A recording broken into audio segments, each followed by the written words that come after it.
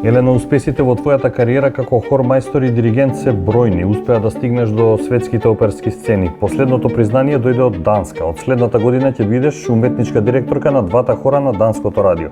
Како дојде до тоа и зошто се одлучи на овој чекор?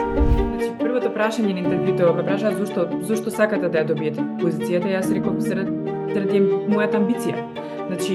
Со таков ансамбл може секогаш да се цели повисоко и мене сам дека тоа ќе ми биде главен предизвик и главно задоволство. Такви ансамбли го формуваат звукот на денешнината и на еднината во хорската музика. Музичкиот пат ја води Елена од Скопје преку Бугарија до Виена, Овиедо и Малме, каде сега живее и работи. Под нејзина диригентска палка биле многу престижни хорови. Вели дека 80% од работата на диригентот е сработена на пробите.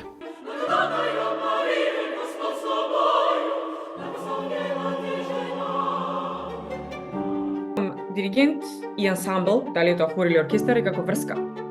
Треба да кликне, треба да функционира. Оркестерот секогаш гледа кај диригентот. Иако не гледа, тие секогаш имаат контакт со движењето. И затоа тоа стапче, тоа проложување на диригентското стапче го зголемува движењето на раката. И затоа треба диригентот секогаш да носи црно, за да биде контраст и да се види диригентското стапче повеќе. Елена потекнува од музичка фамилија, каде секогаш има место за песна. Јас уште од мала бев носена на представи во Македонската опера и балет. И се сеќавам многу често дека целата таа приказна и позади сцена и сето тоа како функционира беше многу интересно за мене. Секогаш сме пееле заедно и кога беше пандемијата исто најдовме начин да пееме заедно. Убаво е да се биде дел од музичка фамилија.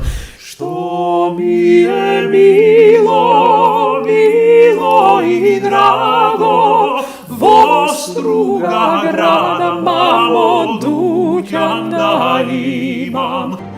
Едва чекам да се вратам, да имам можност да остварам контакт со наши македонски композитори и да достварам соработка за повеќе за хорска музика.